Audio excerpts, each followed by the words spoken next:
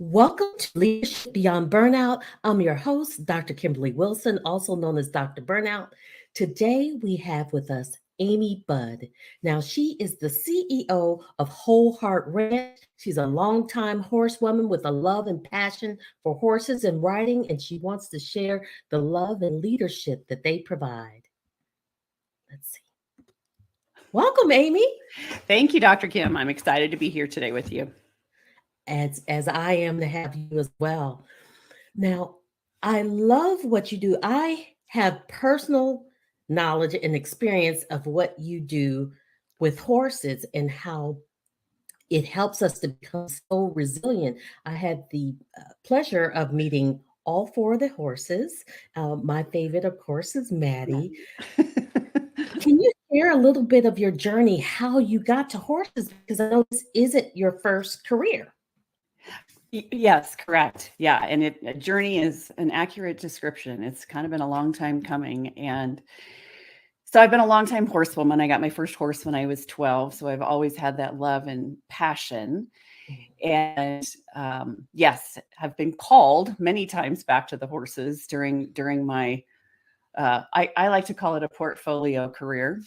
So I originally wanted to go to veterinary school and decided I better work in a clinic try that on before I opt in and spend 4 more years going to vet school, Wow. which was a blessing. It absolutely cured me. I am not wired for that. I ended up just taking home and adopting probably more animals than I cared to admit or acknowledge.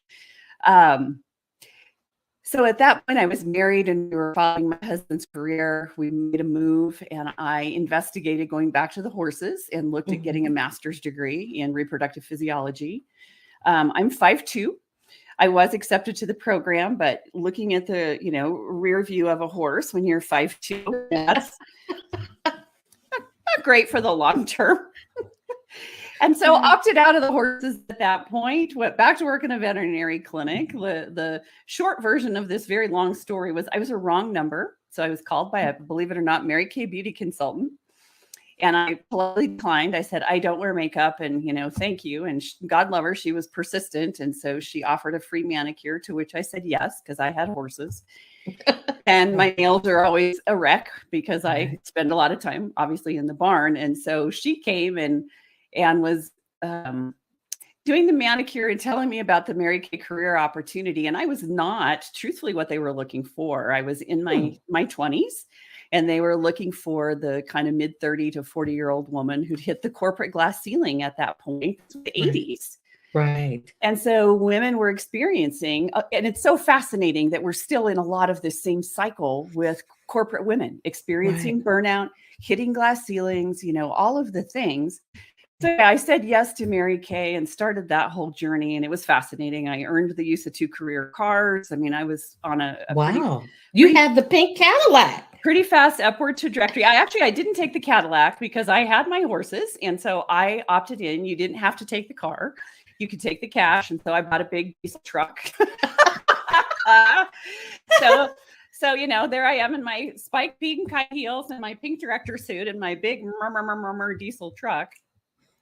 So anyway, did that for a lot of years, had horses. Right. And then, of course, my life changed. I got divorced. I had 2 kids. I had my horses, all of these things. And it's fascinating how, and I just got to be part of a book anthology called Heart Whispers. When we can stop long enough to listen to our own innate wisdom, how many doors open for us. Wow. And so I had an opportunity to buy a pet food delivery business and I took it. I was teaching horseback riding at the time. And so was kind of doing both things. But my kids got to a point where I needed to be available for them. I needed to be a mom. Right. And so I kind of embraced this pet food delivery business. I started my bakery. I ended up with a 25-year run in the pet food industry with my own company. Loved it. And I got to a point again of just, I felt like I was done and I wasn't sure what was next. Right. And I was searching and I knew about horses being used in therapeutic settings. And then I started looking further and found 2 different programs. And I ended up choosing one that was a 2-year program that is really now maximizing and using the horses emotional intelligent Mm, for, again, developing not only our own personal resilience, but then I want to kind of up level and take it to the next level and really help corporations and businesses start to adopt a herd mentality. mm, I think we're at a really fascinating juncture in our history. We're right. watching in real time all of our systems breaking down. Our Wow. governance system is breaking down. Our education systems are breaking down. We're more divided as a nation than we've ever been. Yes. It's a long list. Our financial systems are breaking down. And I think we're at a point in time where we have got to, as humans, take a hard look at where we're going. And Mhm, horses, it's fascinating. Horses have had shared leadership. mm, They were doing DEI, well, now I B, so diversity, equity, inclusion, and belonging, long mhm. before that was ever a thing. Wow. I have a standing joke, I have a black one, a brown one, a red one, and a tan one, You and do. they all get along. And it's You like, if we could take a page from the horse's book Right, and start incorporating that, my God, what a different world we'd have. right. Now, one of the you said a lot of very interesting things, Right? and That was a mouthful. Sorry. it was. You just tell me, Amy, pause, hit pause. So one of the things I wanna hone in on is you talked about having a herd mentality, and I think when people initially hear that, because I've been through your training, and so I know what you mean by that, but I believe that when people initially hear that, they believe that this is like group think and you're just followers, you don't have any individuality, and Yeah. why would my corporation want that? Yeah, So I love that. Thank you. Thank you. What a great, truly like conversation that we need to have about that. So I appreciate that. So really for me, thinking about the herd mentality is being able to unlock potential at scale.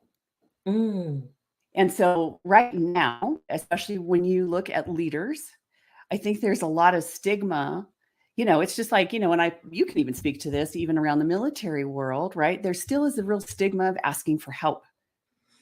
And so we absolutely. figure like we have to either go it alone. We've got to figure out the answer to whatever these problems are on our own Right. and think of what's possible. My son and I, he's 30, we have this conversation frequently. He works in the construction world. And oftentimes, and I think this is true in corporate America, I know it's true oftentimes in the military. I've got a military parent as well. Um, we're not always asking the right questions, and we're not Right, always going to the people that could really solve the problem. right, So my son is down in the not lower level, but he's the entry level in the construction world. right. And he had a visit from one of the big, his company does a lot of work for Microsoft. And so the Microsoft heads came to the facility and they were having this conversation. And they said, well, you're not following the policy, all of the safety protocols. And so my son said, you know what? Two things need to happen today. One, I want to actually show you what you're asking me to do. I want to show you what my job is, and I'm going to teach you how to do my job today. And I, Wow. I know, I was just like, dude, you said this? He's like, yeah. I said, okay, how'd that go? And he said, it was probably the best thing that ever happened because he didn't actually know what he was physically asking us to do on the Mhm, job. And he said one of the things they require is for these guys to wear gloves mhm, and they're wiring fiber and so both electrical wiring and internet fiber. So having gloves on when you are physically doing that task takes 10 times longer to get the job done. And there's no electrical charge going at this point. Nothing's turned on, nothing's turned up. So he okay, said, why are you requiring us to wear gloves for a job that there's no risk of danger? okay. So he asked a question and the guy was like, holy cow, I don't know. That doesn't make sense. And he said, this is so hard to do. But how often does this happen? Right, We're not asking questions, we're dictating policy, and we're not really activating the brain, the heart intelligence, all of the knowledge within our own organizations. Right. So And it's not the group think. So thank you again for bringing that up, because I think you're right. There is a lot of I guess, perception around what that means. right, because why would I want to adopt that? I'm trying to stand out in the world as an Right. organization. And essentially, it sounds like what you're saying is that they run together faster when it's a Exactly. coordinated effort. Right. And look at nature. Look at birds fly. Look at Mhm. a flock of birds fly, right? There is almost this subtle dance. When you get to There. watch horses run, it's the same thing. It's like there's an unspoken communication. And we have unspoken communication as well as humans. We're just not taught that. And so for Yes. me, that's where the heart math piece of my puzzle. So I'm also a heart math trainer. And Mhm. that's where heart math comes into the equation. It is emotional intelligence on steroids. And so Right. it's the ability to learn again as a leader. You always hear great leaders know how to read the room. Mhm. Really great leaders know how to impact the room, and they know how to Oh, change the dynamic, right, for the better. I love that. And now we're going to pause for a commercial break. Hey, how you doing? My name is Greg Russell. I'm the host of TechnologyTuesday.com. You can find us on the Conscious Business TV network every Tuesday at 2 p.m. Eastern Standard Time for the latest resources to help you make more money in your business. Join us on E360 TV. Come on. Welcome back, everyone. We're here with Amy Budd, the CEO of Whole Heart Ranch, as we are about to delve into heart math. So, you were sharing what heart math is and how it helps leaders and organizations to be able to share. Yeah, so heart math is really fascinating. And again, culturally, we are not taught emotional intelligence, right? As a society, we're quite honestly taught to stuff our emotions. Mhm. It's not okay to have a bad day. It's not okay to be angry. And emotions are just our our body's innate way of communicating with us. And Right. so, And I think it's so interesting that uh, the interesting dynamic between heart math and burnout is so many times people are stuffing their emotions and not speaking up about the injustices, the frustration, exactly. the poor boundaries, the things going on at work, and leaders aren't noticing it. So not only are they not speaking up, but they're not intelligent enough to determine like, hey, something seems off about my team, Exactly. something off about this person. But many times we don't even know our team well enough to know that. Exactly. Oftentimes we don't know ourselves well enough. Yes. It's got to start with yourself first, right? So this Mhm. is the whole idea. You got to get your own oxygen mask on, right, before we can help others. Absolutely. And again, I think until we can start to begin to have some different conversations and ask some different questions, none of that's going to change. But Mhm. the interesting thing, and again, the Heart Math Institute's been around, gosh, 30 plus years now. They've got over, there are hundreds of white papers written documenting this. So it is real science. It's not just, wackadoodle. Is that your official word, That is my wackadoodle? official word, right? And a lot because again, we haven't talked about these things. We don't talk Right. in this way. But again, if you watch a good, quote, charismatic leader, this is innate in them. They Mm. understand people. They understand the emotional intelligence side of things. And so as humans, I can literally measure the brain activity around your brain at any given time. It puts off an electromagnetic energy field because it's generating electricity. So our Right. synapses are firing in our brain. I can measure that. Right. Our heart is doing the same thing. Every time that heart beats, it generates an electromagnetic impulse. Right. The magnetic impulse around the heart, though, radiates up to 3 feet. That's huge. It is. And there's more information going from the heart to the brain than the other way around. So the heart is really the driver of all of our physiology. What's feeding that electromagnetic impulse is our emotions, Hmm. not our intellect.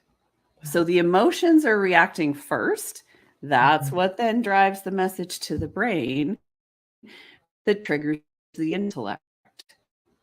Oh, So when we are suppressing all of that, mhm. we are quite literally, we're doing two things. One, of course, as you just said, we are magnifying the physiological effects, which is what leads to burnout. That's stress, that's Right, anxiety. It can be low level depression. I mean, there's so many physiological factors. right. But then we are also quite literally, if we are in those high emotional states, it shuts off the brain. We are inhibiting our cortical function. Right. And And so, then is that when you start operating off the amygdala and you're in fight, flight, or freeze? exactly. And so you're not making good decisions. You are not operating at your best. And what's interesting, what the horses are actually picking up on is that electromagnetic field.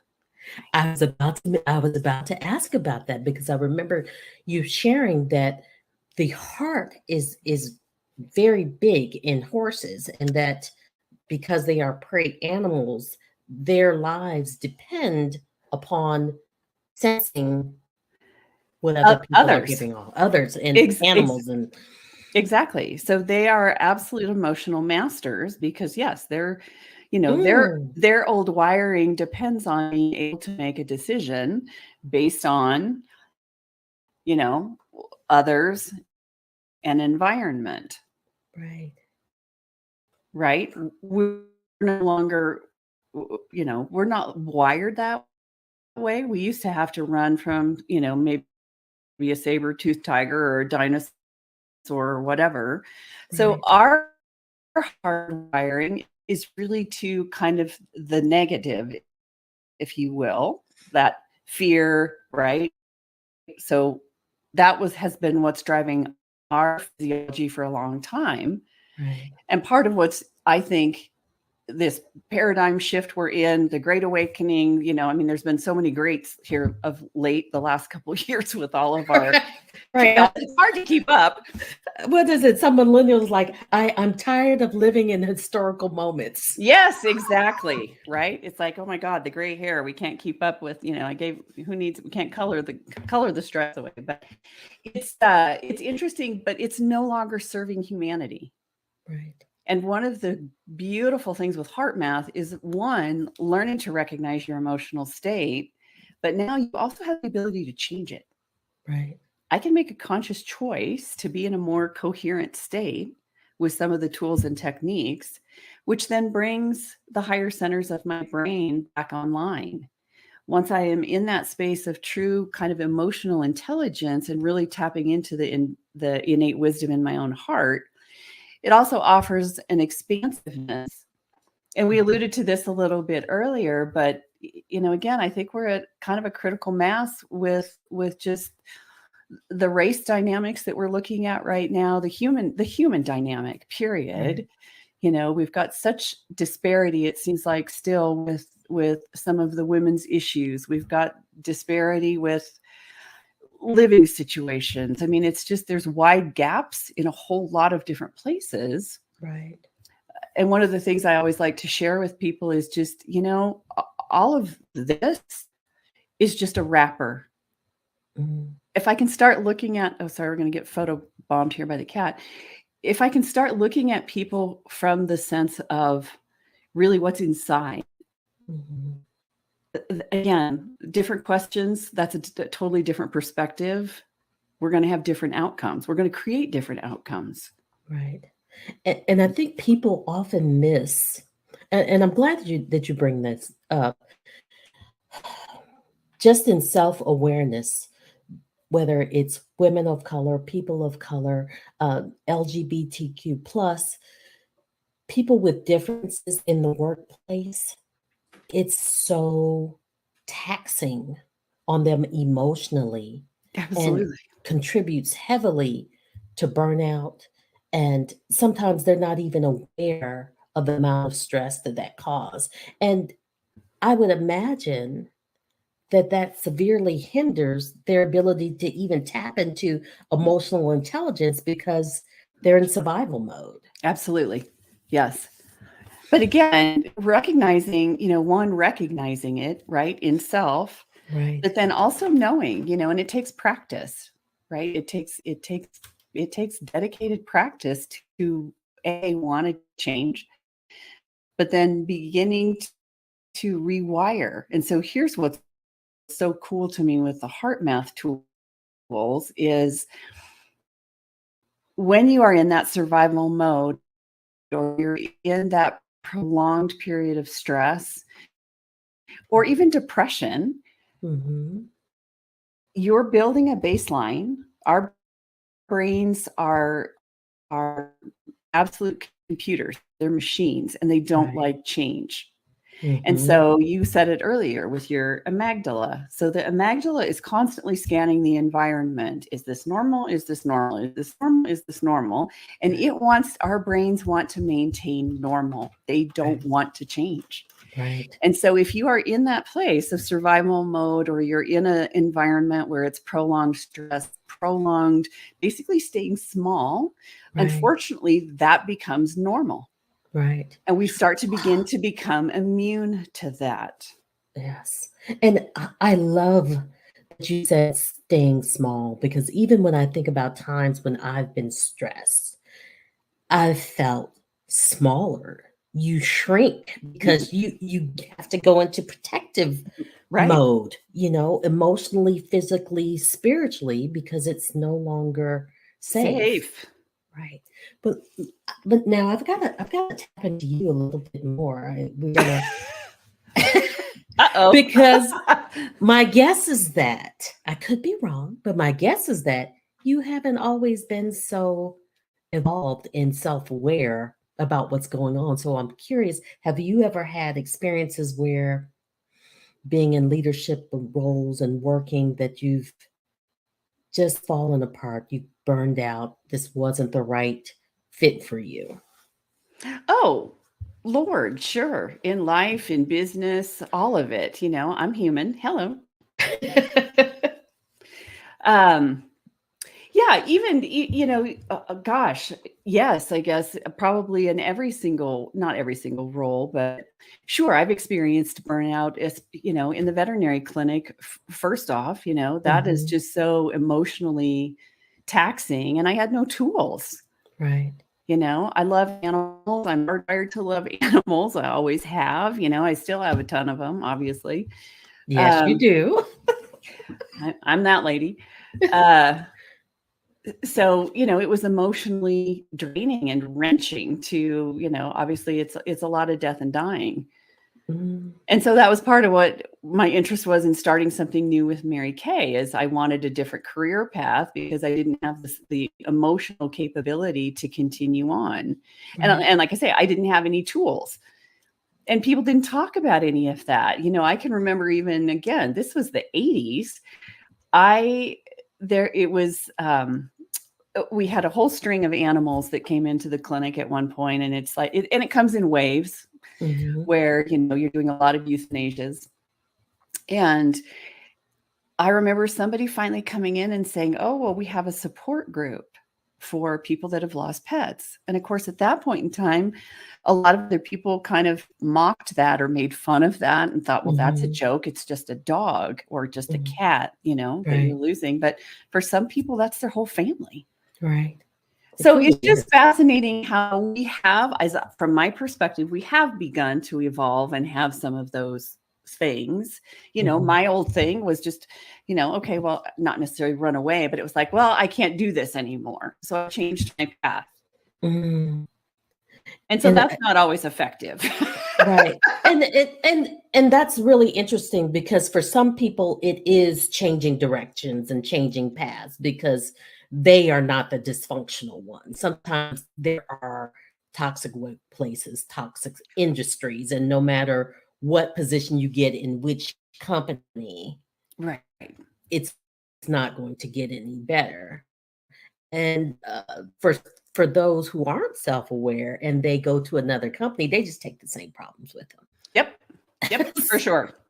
And so So I think, again, it's starting to ask, we've got to begin to ask some different questions. Mm. What are we doing in the workplace to really, and I know that there's some companies that have, oh gosh, the ERGs, so Mhm. the groups, right, for the For their different employees. topics, exactly, for their Mhm. employees, the employee resource groups, which is great. That's a great Mhm. starting point. But again, how do we start asking our leaders to look at a different puzzle piece and I think our leaders are stressed. Right, The right, business world is changing so fast, it's hard to keep up. And employees are now starting to demand, which is great on one level. They're right, demanding services. They're demanding, hey, I am not coping. I need work-life balance. I need a change. right, So we're just, the scales are, I think, kind of doing this until we can figure some of that out. right. And I think they're going even one step further and saying, like, "I don't need you to care for 1 month and put on a big dog and pony show," since Exactly, right? that there Right. are all these flyers, and then it's no longer important until that particular group is spotlighted again. Like, they're Yeah, seeing through that facade. we're seeing through a lot of facades right now. And I think on some level, Mhm. like I say, with the information age that we're in, you can't hide, Right. which is on many levels a good thing. On many levels, it's really stressful. We are being called into our integrity. And so when I teach art math, we do an exercise where you have a grid. And so you've got, Mhm. a grid. And so you've got the left side of the grid and the right side of the grid. Left side of the grid, we start to look at what we call depleting emotions. Okay. So emotions aren't good or bad. We need all of that, right? That's our body's innate wisdom of communicating with us. But when we start to look at the depleting emotions, anger, fear, frustration, depression, Mhm. anxiety, good Lord, we could probably, I try Go not on and to, on. exactly, I try not to go too far down those. And then we start to look at the renewing emotions: Mhm. peace, calm, serenity, joy, Joy. love, integrity, courage. So when you start looking at those, quote, heart qualities of integrity, courage, love, joy, peace, I think that's part of what is creating so much anxiety in our world right now. Is I think we are being called to look at those more important qualities. Right. Right. And let's pause real quick for a commercial. We'll tap more into those qualities. Okay. Hi, I'm Amy Joy, and I'm the host of Get Your Shit Together Live with Amy Joy. And you can catch me every Thursday at 4 p.m. Pacific on the amazing Trajectory channel right here on E360 TV. Welcome back. So, where we left off, you were discussing those qualities that bring joy. And I really want to tap into those positive qualities. I want to tap into something that you do personally to ensure your resilience and that you've done that really helps you fight burnout, that someone in our audience can begin to adopt. Oh, sure. Absolutely. Yeah. So of course I practice heart math daily. Mhm. And so my example that I use whenever I'm presenting this, teaching, whatever, is road rage. Hmm. I was a road Okay. rage. I was a road rage person. I will own that. Exactly. Yeah, I've white knuckled it myself. I think a lot of people do, right? Especially if you're having to commute on a daily basis, if you're in a Mhm. city environment. I'm not in the city anymore, but when I had Right. my pet food company, both of my contract facilities, I contracted with two different facilities to produce my food. And so I had to go to Denver fairly regularly. Mhm. And it's a lot of people, it's a lot of traffic, it's, all those things. And so I truly would just be physically exhausted after the day in Denver and the drive home. And I thought, Okay. my God, what is happening? Right. Well, then once I kind of, again, learned about the heart math stuff and some of that, I thought, okay, who am I hurting when I'm mad at the driver that cut me off? Right. Not the driver that cut me off. He could care less. I am No. only Doesn't hurting. even know. Doesn't even know. Right. Well, if I flash my lights, he knows, but anyway, I don't do that. People are crazy, right? And so Right. yeah, talk about trying to stay small, right? I stay small in traffic now just because like, I don't want to be mad because people are nuts. Yeah, So, absolutely. but when you recognize that of like, oh my gosh, this is only hurting me. And so I Mhm. began to just do what's called heart-focused breathing. Oh, okay. Let's learn about And so focused it's breathing. the easiest thing. And it quite literally is like pressing a pause button on your physiology. Okay. So it stops almost everything from getting to a point of escalation. And it is the easiest thing.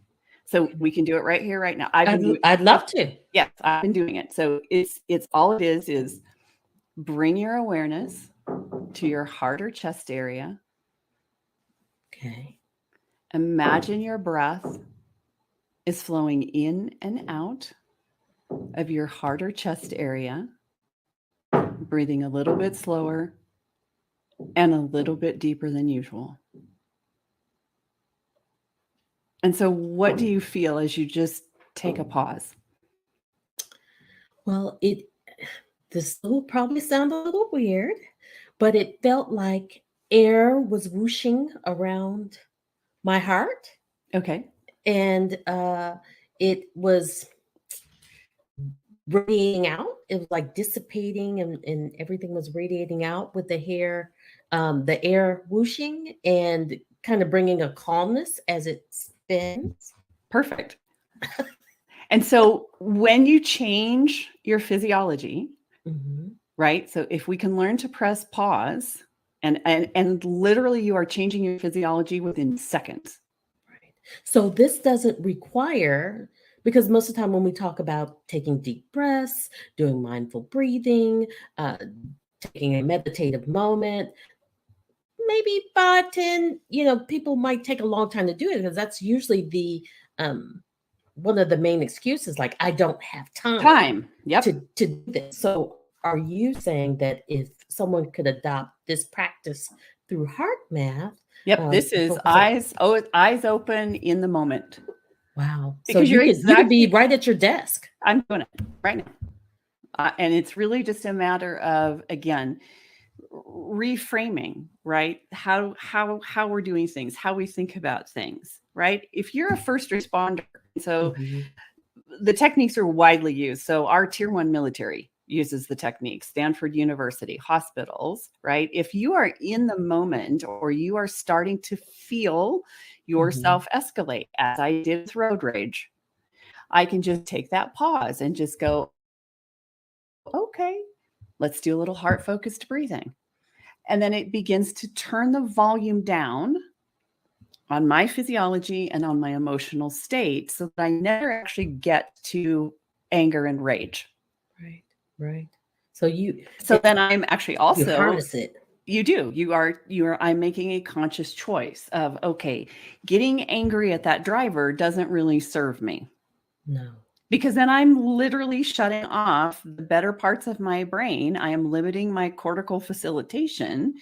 Well, then I'm not going to make great choices when I'm driving 65 miles an hour on a 4-lane interstate, am I? No. But if I can No. take that pause, then I actually have a much better situational awareness. I'm really now very aware of all the drivers around me. Absolutely. and I'm not exhausted by the end of that commute or that drive or my work day. Right. And so we all have that right in the workplace. I mean, every single one of us, there's always going to be some coworker that you don't enjoy as much as another one. You may have a bad boss, but you also have a conscious choice in how you choose to handle that. Right.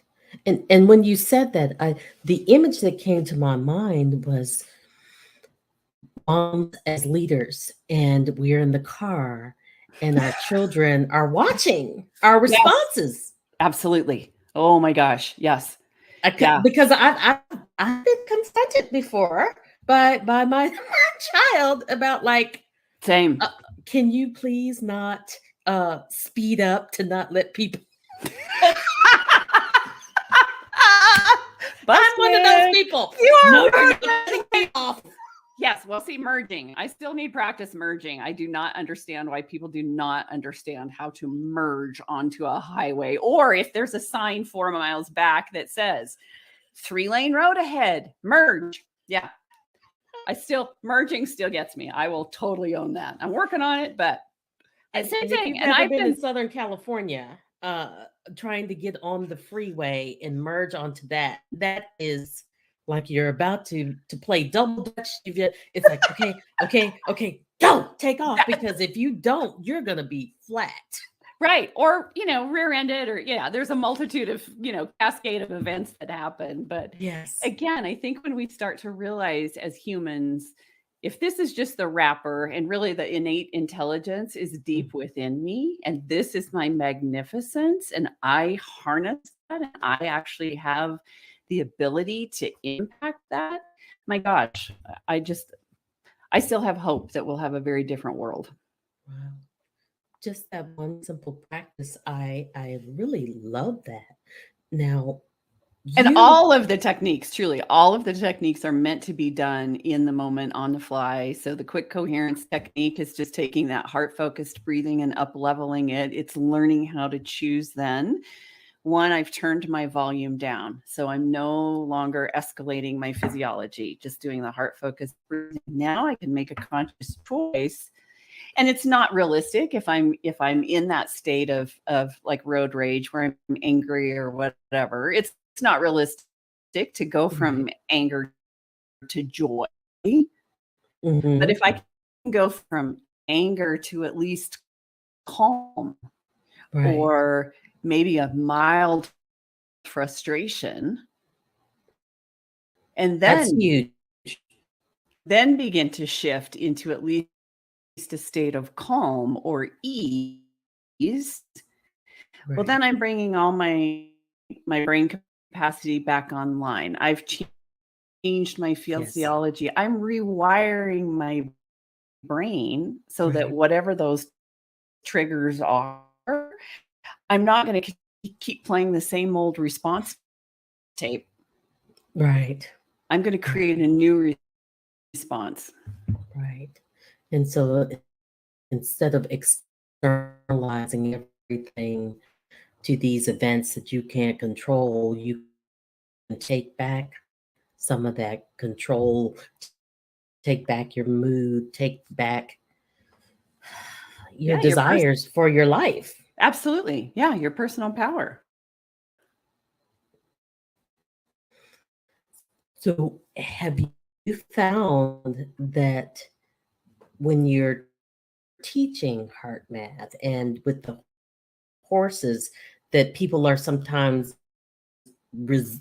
resistant to taking on the lessons? And when do you find that people are most resistant?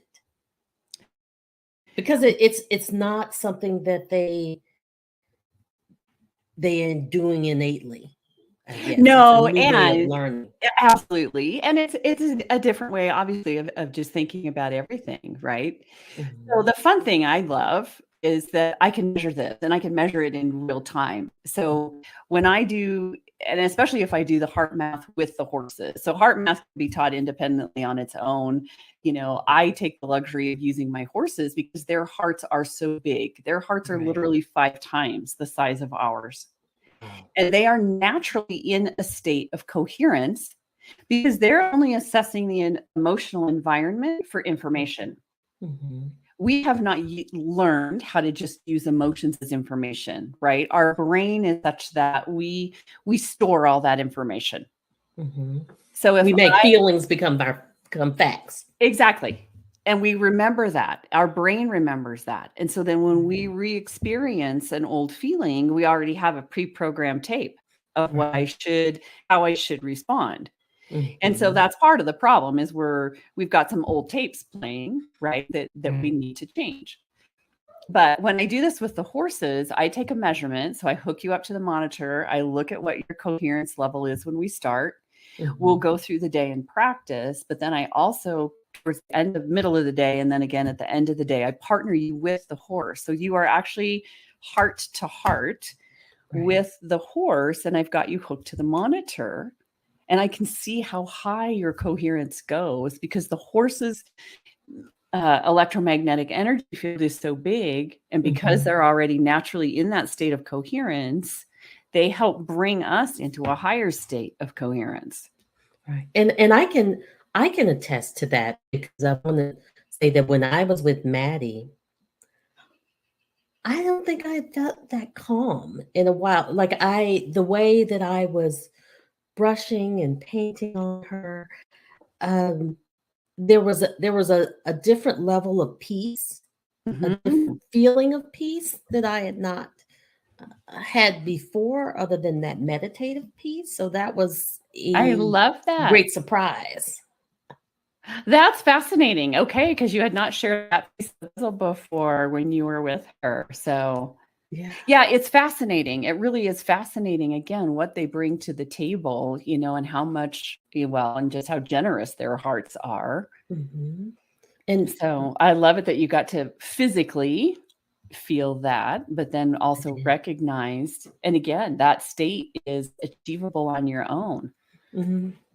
Well, that's a good memory to have, to be able to tap into that even when there's difficulty, when you try to do it on your own, and you could experience that just once, the memory, then Right. you can create a new stream of information rather than the old streams that you have. That's I'm what I trying to tell. change from tapes. Right, exactly. That's what I tell people. Channel Maddie, channel the horses, take them with you when you leave so that you can draw upon that strength. Right. So Or just how come visit me again. so do you feel that this can even work for the stressed out mom who's a leader in her Absolutely. home, and she's got multiple children and laundry and demands and uh, installers and plumbers and everything going on, and she needs to just center? And Can take a she do breath. it Oh, too? absolutely. I always say, anybody with a heart. If you have a Yeah. heart, this works. It's that easy. So they're not the Grinch. As we're Right. talking about her, I kept thinking about the Grinch's heart growing. Ex- Is he? Yeah, there you go. You are so funny. Sometimes it's terrifying to have insight into your mind. You don't want to get trapped in there are doors you should not open. Doors you absolutely should not open. Oh, we Well, have a visitor. we have a visitor. This is Cleo. Hello, Cleo. Is she psychic? Apparently. Hi. Or she Only wants, only the older generation knows what I'm talking about when I ask that question. right? Miss Cleo. Hi, Cleo. Oh my God. Apparently, well, I think maybe she's campaigning for a snack. Okay, it's just well, we're all almost done, Cleo. Don't worry about that. She's like, I So want my mom back. That's so funny. tell us about, I know you wanted to offer a the ultimate guide for leadership lessons from horses. Tell us what that's about. Because I know it's a free download. It is a free download. And so one of the things it kind of walks you through 3 quick, easy steps that you can begin to adopt right away for yourself. Again, shifting perspective as far as how you function in the world as a leader. One of the pain points is a little bit, about the ego. And so again, it's how do we move as leaders? How do we begin to move away from just thinking our way through things to really feeling our way through things and to activating that heart? And again, unlocking all the potential within both ourselves as well as our people in our organizations. Really, the cat is going to bite the microphone. We cannot make this stuff up, only on live streams, right? Oh my God. Yes. So anyway, yeah, it's a fun download. And of course, it's got great pictures of the horses. So yes, you can access that. You can go to the website and then just scroll down a bit and it's right there on the homepage and click the button and have a fun download. Beautiful. Now, do these leadership lessons even work with difficult people? Emotionally unintelligent? That's a loaded question. Well, I think, again, sure, it works with anybody that's willing. And again, I think leaders are being called to change and to evolve and to grow personally. I think we're at that point in our history, in order to begin to change the big problems that we have facing us as a society. We've got to look within ourselves and we've got to start changing ourselves first in order to, again, unlock that potential to answer some of these big questions and big problems. Right. And the reason that I ask that is I feel like sometimes when people hear or leaders hear the word heart or they hear the word emotional for intelligence, it's getting paired with that. Yes, it's a definite no, but what's getting paired with that is softness. Oh, yes. Rather than coming from a position of strength. So I'd love for you to talk to that. Oh boy. Yeah, great question. And again, I look at it from, even if we just look at this from just a basic scientific standpoint, right? So let's look at just the measurement. If I'm measuring your brain activity, that radiates about an inch outside of your skull. If I'm measuring your heart activity, we're 3 feet out. Where do you think, again, just from a scientific perspective, where do you think the most energy is? Right. Here. Well, obviously it's here. Right. So why wouldn't you be willing to at least explore that and your own, again, magnificence, your own greatness? So you're asking them to look at as an additional tool. Additional way to gather information to be able to act on. Absolutely. And I think, again, it puts you in that very expansive state. And one of the things I do, and again, Lord, we could probably have a 4-hour show talking about the horses. One of the exercises I do with the horses when leaders come is trying on also all those different kind of positions or leadership styles. A lot of times, again, if you are the CEO, you are expected to be the visionary. And so maybe you're not a visionary leader. Maybe you're a supportive leader. Maybe you're a driving leader. And so you get to try on all those different positions with the horses. So I have you as the visionary. I have you as the supportive. I have you as the driving. Find your own genius zone. Again, this is that you've Right. got to know you first before get your own oxygen mask on before you can go help others. Right. And so Where's your figure zone out, of genius? yeah, what is it that makes you tick? Great. Then how do we build a system around you and around your organization, around your company that again unlocks that potential, not only within you, but within everyone else. So that as an organization, again, you're much more expansive. Right. And we're going to take another quick commercial break. Hello, join me, Stacy Bullock, host of Tools for Everyday Living on E360's Positive Vibrations channel every Friday at 4 p.m. Pacific Standard Time on E360 TV. We left off with you sharing that emotional intelligence heart math allows leaders to be more expansive. And by that, I would also guess more inclusive because you're ignoring that wrapper that you talked about earlier, right? Exactly. Right. And don't let me explain your stuff.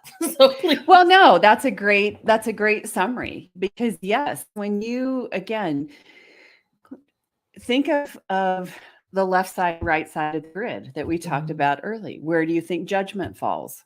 Right. That's a right, left side of the grid quality. Right. If I'm in judgment, I'm not necessarily then choosing right to a more expansive state, a more heart quality based state. I'm in that brain based state. Right. And so again, one of the gifts that the horses offer is that, they are fully operating and they don't obviously have the same brain capacity that you and I do. Right. So our brains are kind of the curse and the blessing. It's Mhm. learning how do we evolve as humans to navigate the best of both. Right. Right. But And I think when we're stuck in that brain state, that's where we get stuck in the old loops of judgment, of fear, of inadequacy. Think of how many times leaders get promoted and they're probably running some, not always, obviously, but sometimes they're running a tape of inadequacy, correct. right? Correct. That's a left side of the grid quality. If I'm not feeling adequate as a leader, how am I ever going to be able to unlock your potential to your fullest? Right. You can't grow more leaders Right. if you're and I think one of the revelations I had when you were talking about the left side, and maybe it's just my own personal revelation and everybody else knew about it, is that let's be honest, is that not only does it prohibit you from being expansive, but you get locked and trapped in those emotions and those feelings, and no wonder you can't expand because that those left experiences become the reality. Right. And That old you need to learn anything else. right. The old tape, the old wiring is playing. Right. And so this is really about, again, and all the brain guys, the Joe Dispenza and all of these guys that talk about being able to literally rewire the brain. A lot of that comes from that. It's the emotional response first. We've got to rewire the emotions and create a different response so that we can rewire the brain. That is so beautiful. So where can everyone find you if there's a corporation that wants you to harness some of these things that you're teaching, or if someone wants to work with you personally, how do they connect with you? Yes, probably the easiest place is the website, which is wholeheartranch.com. You can also find me on LinkedIn. I will completely own that. I'm not as great on social media, probably as I should be. I would rather be hanging out with my horses. But the website's probably the primarily, and either call me or shoot me a quick email, and I would love to schedule a time and have a conversation. And the great thing about Heart Math is it can be done both in person, online. So, and I do work both ways for that reason, just because, I'm a woman on a mission to help, change the heart of humanity. Oh, I love that. A mission to change the heart of humanity. I want to thank you so much for being here today. Thank all our Thank you, guests. Kim. I just, like I say, I so appreciate you, getting to know you even more. I love your heart and who you are, what you've Don't done, tell what you anybody I have one. stand for. Yeah, okay, I know. It's like on the down low, but anyway, I appreciate you being willing, as a woman leader to help other women leaders and help, again, you too, you want to change the world. So I'm right there with you, girl. All right, beautiful. Until next, thank you very much for coming. Thank you, everyone, for joining us on Leadership Beyond Burnout. Tune in to us next Thursday at 5 p.m. We'll be right here live.